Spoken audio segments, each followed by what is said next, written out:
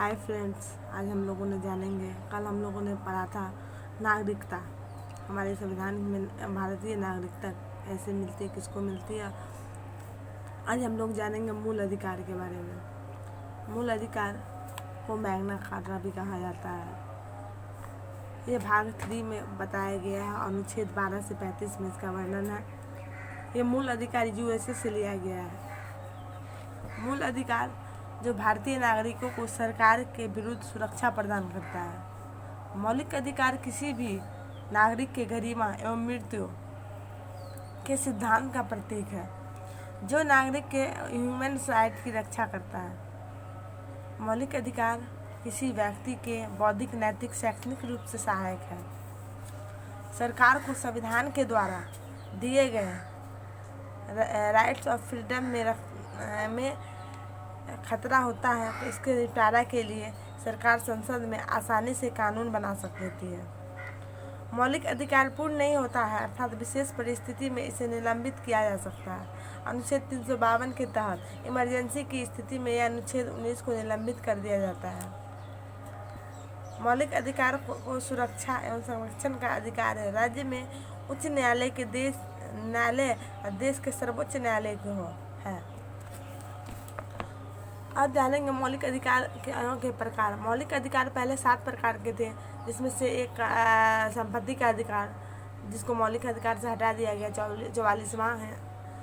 44वां संविधान संशोधन द्वारा संपत्ति का अधिकार को मौलिक अधिकार से हटाकर 300A में कानूनी अधिकार में रखा गया। अब मौलिक अधिकार 6 प्रकार के हैं। पहला हम जानेंगे राइट्स ऑफ इक्वलिटी, समता का अधिकार या समानता का अधिकार, 14 से 18। राइट्स टू फ्रीडम, स्वतंत्रता का अधिकार, 19 से 22। शोषण के विरुद्ध अधिकार, 23 से 24। धार्मिक स्वतंत्रता का अधिकार, 25 से 28। सांस्कृतिक एवं शिक्षा का अधिकार, 29 से 30।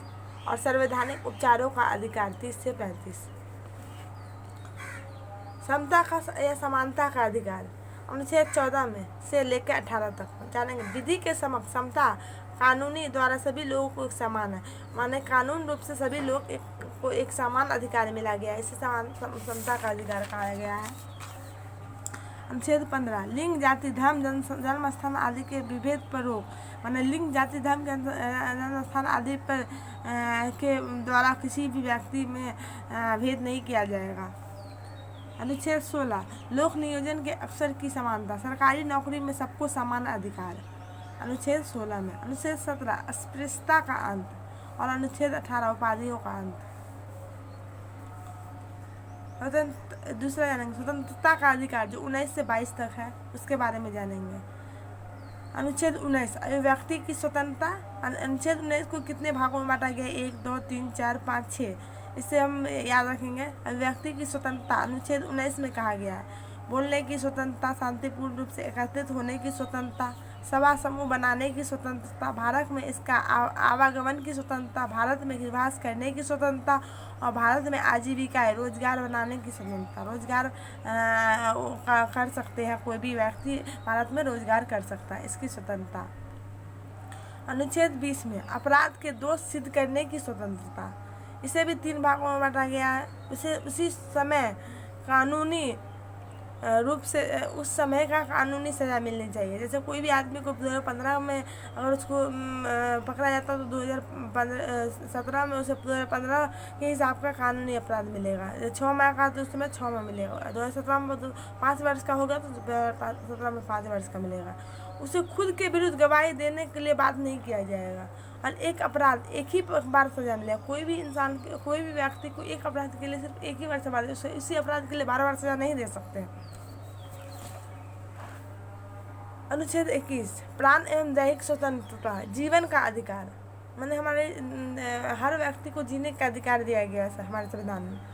21A में कहा गया है, जोड़ा गया है 86वें संविधान संशोधन 2002 में जोड़ा गया है, जिसमें कहा गया 6 से 14 वर्ष के बच्चे को अनिवार्य रूप से और निःशुल्क शिक्षा देने का अधिकार है।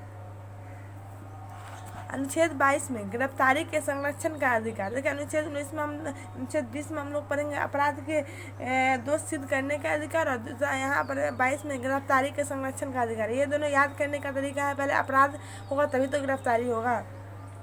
अब हम लोग जानेंगे कारण गिरफ्तारी के संरक्षण का अधिकार।